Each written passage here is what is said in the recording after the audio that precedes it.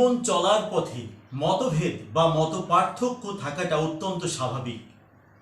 মতপার্থক্য বা মতভেদ চিন্তার সৌন্দর্য, এই কথাটি আমরা প্রায় ভুলে যেতে বসেছি। আমাদের ব্যক্তিগত জীবনে, সামাজিক জীবনে যাদের সাথে আমাদের মতপার্থক্য থাকে বা মতভেদ থাকে তাদেরকে আমরা শত্রু জ্ঞান করি। আমরা মনে করি যেহেতু ওই ব্যক্তির সাথে এ বিষয়ে আমাদের দ্বিমত রয়েছে, ফলে ও আমার শত্রু। যার কারণে আমরা আমাদের সমাজ ব্যবস্থায় যে জিনিসটি উপহার দিয়েছি তার নাম সংঘাত। অসহিষ্ণু একটি সমাজ আমরা উপহার দিয়েছি শুধু মতভেদকে চিন্তার সৌন্দর্য হিসেবে না মানার কারণে। আপনার জন্মদাতা পিতা কিংবা আপনার গর্ভধারিণী মায়ের সাথেও আপনার বিভিন্ন বিষয়ে মতভেদ তৈরি হয়। তাহলে ভিন্ন চেহারা, ভিন্ন সমাজে, ভিন্ন পরিবারের, ভিন্ন রাষ্ট্রের, ভিন্ন মতাদর্শের মানুষ যদি তৈরি হয়, তাহলে এটাকে আপনি অস্বাভাবিক ভাববেন কিভাবে? একটা মানুষের সাথে আরেকটা মানুষের চিন্তাগত এই পার্থক্য থাকতেই পারে। ধর্মীয় বিশ্বাসের ক্ষেত্রে, রাজনৈতিক বিশ্বাসের ক্ষেত্রে কিংবা অন্য যে কোনো যুক্তি তর্কে এই অবিশ্বাস বা অর্ধবিশ্বাস বা সম্পূর্ণ ভিন্ন মত তৈরি হতে পারে। সেক্ষেত্রে আমরা এই ব্যক্তিগুলোকে শত্রুজ্ঞান না করে বরং বন্ধু ভাবতে পারি। আমরা মনে করতে পারি যে এই মানুষগুলো নতুন নতুন চিন্তা আমাদের সমাজে, আমাদের রাষ্ট্রে এবং আমাদের পৃথিবীতে নিয়ে আসছেন। আপনি আমি ভিন্ন মতকে প্রশ্রয় দেই না বা মতপার্থক্যকে শ্রদ্ধা করি না, এর কারণ হচ্ছে এর মূলে থাকে আমার মতটা সঠিক, আমি যে পথে চলছি সেটাই সবচেয়ে যুক্তিযুক্ত। যুক্তি দেয়াটা খারাপ কিছু নয়, কিন্তু অন্যের যুক্তি সম্পূর্ণ অস্বীকার করাটা ভীষণ খারাপ। আপনি আপনার যুক্তি দিয়ে আপনি আপনার মতাদর্শের কথা বলতে পারেন, প্রচার করতে পারেন, কিন্তু আপনি জোর জবরদস্তি করে অন্যের মতকে দমন করে রাখতে পারেন না। এটি একটি অসততা। মূলত আমাদের সমাজ ব্যবস্থায় যে মতপার্থক্য বা মতভেদজনিত সংঘাত বা অসহিষ্ণু আচরণ আমরা করি, সেই আচরণ দুটি ক্ষেত্রে হয়। প্রথমটি হচ্ছে রাজনৈতিক ক্ষেত্র, দ্বিতীয়টি ধর্মীয় ক্ষেত্র। স্থান বিশেষে ধর্মীয় ক্ষেত্রের চেয়ে রাজনৈতিক ক্ষেত্রের মতভেদ খুব ভয়ঙ্কর আকার ধারণ করতে পারে। আবার স্থান বিশেষে রাজনৈতিক মতভেদের চেয়ে ধর্মীয় মতভেদ খুব ভয়ঙ্কর আকার ধারণ করতে পারে। ধর্মীয় মতভেদের কারণে যে সংঘাত বা অসহিষ্ণু পরিবেশের সৃষ্টি হয় তা আমরা মাঝে মাঝে লক্ষ্য করলেও তার ভয়ঙ্কর রূপটি লক্ষ্য করি। আবার রাজনৈতিক মতভেদের কারণে যে সংঘাত বা অসহিষ্ণু পরিবেশের সৃষ্টি হয় তা আমরা প্রায় সব সময় লক্ষ্য করি।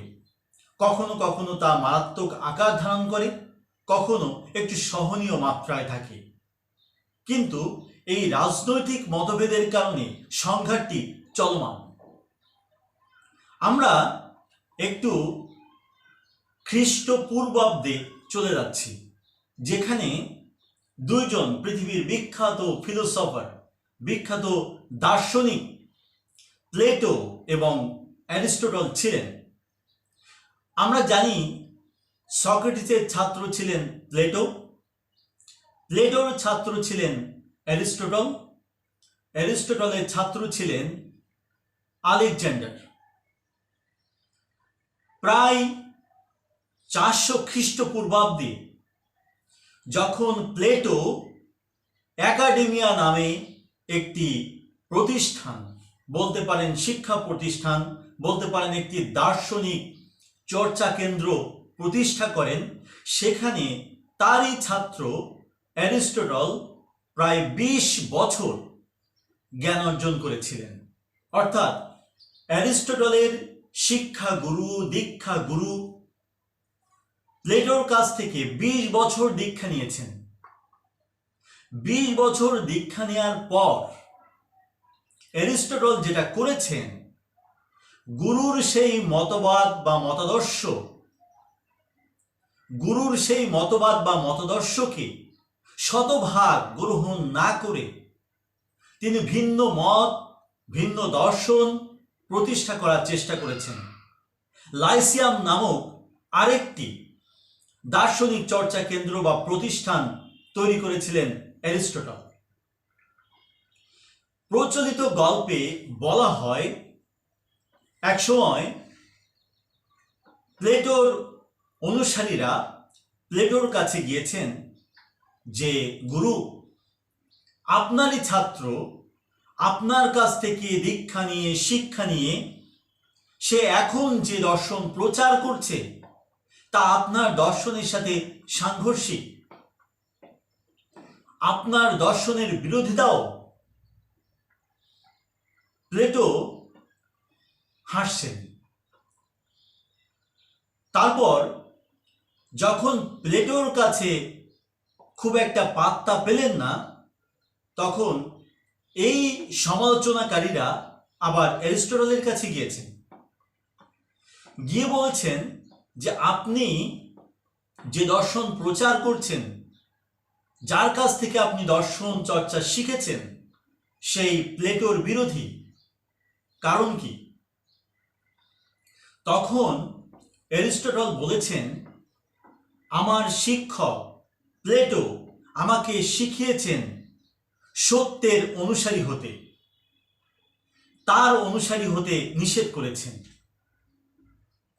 ফলে একজন দীক্ষাগুরু, একজন শিক্ষাগুরু তার কাছ থেকে জ্ঞান অর্জন করার পর আপনি আমি নতুন জ্ঞানের, নতুন দর্শন, নতুন চিন্তার প্রচার প্রসার করতে পারি। এটি একটি সৌন্দর্য।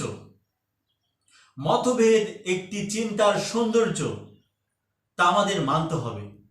ধরুন, আমরা রাজনৈতিকভাবে যদি মতভেদ সৃষ্টিকারী হই, বা আপনার রাজনৈতিক দলের সাথে যদি আমার মতের মিল না থাকে, তাহলে আমাদের মতো দেশগুলোতে দেখা যায় যে এক ধরনের দমন পীড়নের নীতি অবলম্বন করা হয়, যে ও তো আমার দলের কেউ না, আমি যখন ক্ষমতায় যাব বা আমি ক্ষমতায় আছি, আমি ওর মতটাকে দমন পীড়ন করব, ওকে কথা বলতে দেব না, ওর মতাদর্শ প্রচার করতে দেব না। এ ধরনের একটা হীনমন্যতা আমাদের মধ্যে কাজ করে, যার কারণে সমাজে আরো বেশি সংঘাত এবং বিশৃঙ্খল পরিবেশ তৈরি হয়। আমরা যদি আমাদের রাজনৈতিক প্রেক্ষাপট দেখি, তাহলে সেখানে দেখব, ধরুন বঙ্গবন্ধুর কথাই ধরা যাক। বঙ্গবন্ধু শেখ মুজিবুর রহমান, তিনি যাদের কাছ থেকে রাজনীতি শিখেছেন, হোসেন শহীদ সোহরাওয়ার্দী, শেরেবাংলা একে ফজলুল হক, মৌলানা আব্দুল হামিদ খান ভাসানী, তাদের কাছ থেকে রাজনীতিটা শিখেছেন, রাজনৈতিক দীক্ষা লাভ করেছেন।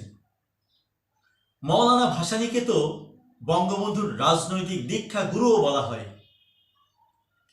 এই মৌলানার কাছ থেকে শেখা রাজনীতি তিনি আয়ত্ত করে মৌলানা বেঁচে থাকা অবস্থায়, রাজনীতিতে থাকা অবস্থায়, বঙ্গবন্ধু কিন্তু তার রাজনৈতিক মতাদর্শ পরিবর্তন করেছেন, নতুন চিন্তা সংযুক্ত করেছেন। ফলে আওয়ামী মুসলিম লীগ থেকে কিন্তু আওয়ামী লীগ হয়েছে। ফলে ন্যাশনাল আওয়ামী পার্টিতে বঙ্গবন্ধু কিন্তু ছিলেন না। মৌলানা আব্দুল হামিদ খান ভাসানীকে আজীবন শ্রদ্ধা করেছেন বঙ্গবন্ধু, কিন্তু রাজনৈতিক মতাদর্শ পরিবর্তন করেছেন। কারণ এটি হচ্ছে একটি সৌন্দর্য। নতুন মত, নতুন পথ, এটা হতেই পারে, এটা চলতেই পারে।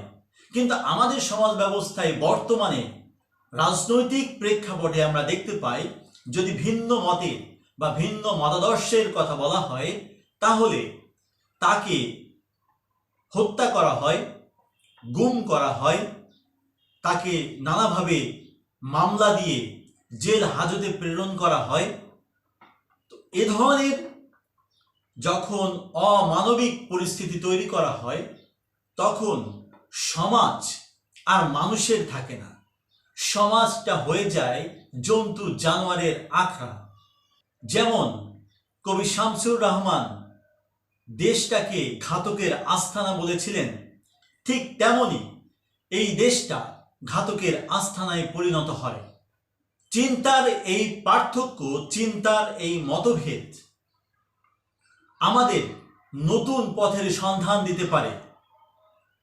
তাই ব্যক্তিগত, সামাজিক, রাজনৈতিক বা ধর্মীয় জীবনে যাদের সাথে আপনার চিন্তার বা আমার চিন্তার পার্থক্য রয়েছে, তাদেরকে শত্রু জ্ঞান না করে আমরা বরং বন্ধু ভাবতে পারি। ধর্মীয় ক্ষেত্রে চিন্তার পার্থক্য যাদের মধ্যে রয়েছে, তাদেরকে আমরা সবচেয়ে বড় শত্রু মনে করি। ধরুন, আপনি একটি ধর্মীয় সম্প্রদায়ের লোক, আমি আরেকটি ধর্মীয় সম্প্রদায়ের লোক। এই দুই ধর্মীয় সম্প্রদায়ের লোক একে অন্যকে নিজের অজান্তে ভেতরে ভেতরে ভীষণ শত্রু জ্ঞান করছি। আমরা ভাবছি আমি যেহেতু এ ধর্মের লোক, ও ধর্মের লোক আমার শত্রু। ও ধর্মের লোক ভাবছে ও যেহেতু আমার ধর্মের না, সেহেতু ও আমার শত্রু। এভাবে ধর্মে ধর্মে কোনো সংঘর্ষ না থাকলেও ধর্মীয় মতাদর্শধারীদের মধ্যে ভেতরে ভেতরে একটি গোপন সংঘর্ষ সবসময় লেগেই রয়েছে। একজন ঈশ্বরে বিশ্বাস করতে পারে, একজন বিশ্বাস করতে পারে না। এই দুই ধরনের ব্যক্তিকে শত্রু জ্ঞান করে। এই চিন্তার পার্থক্য আসলে একটি সৌন্দর্য।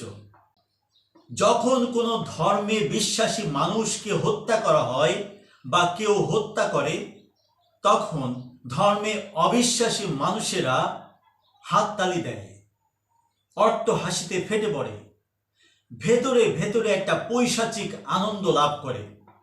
আবার যখন ধর্মে অবিশ্বাসী কোনো মানুষকে হত্যা করা হয়, তখন ধর্মে বিশ্বাসী মানুষেরা ভেতরে ভেতরে একটা পৈশাচিক আনন্দ লাভ করে, অট্টহাসিতে ফেটে পড়ে, করতালি দেয়। মনে হয় আমাদের আচরণটি এমন, ও যেহেতু আমার মতাদর্শের না, সেহেতু ও বিপদে পড়ুক, ও মরুক, যা খুশি তাই হোক। এই আনন্দ লাভ করতে পারে একটা পশু। মানুষ কখনো অন্য মতাদর্শের মানুষের বিপদে আনন্দ লাভ করতে পারে না। আমাদের সমাজ ব্যবস্থায় ধরুন কোনো ধর্মে বিশ্বাসী মানুষ বিপদে পড়েছে, বা তাকে হত্যা করা হয়েছে, বা তার ঘরবাড়ি পুড়িয়ে দেওয়া হয়েছে। আমাদের দেশে যাদেরকে প্রগতিশীল বলা হয় বা মনে করা হয়, বা নিজেরা প্রচার করেন যে আমি প্রগতিশীল, সে ধরনের মানুষের মধ্যে যারা এই ধর্ম বিশ্বাসটাকে খুব খারাপ চোখে দেখেন, তারা কোনো প্রতিবাদ করেন না, চুপচাপ থাকেন, অথবা একটু কটাক্ষ করে মজা নেওয়ার চেষ্টা করেন।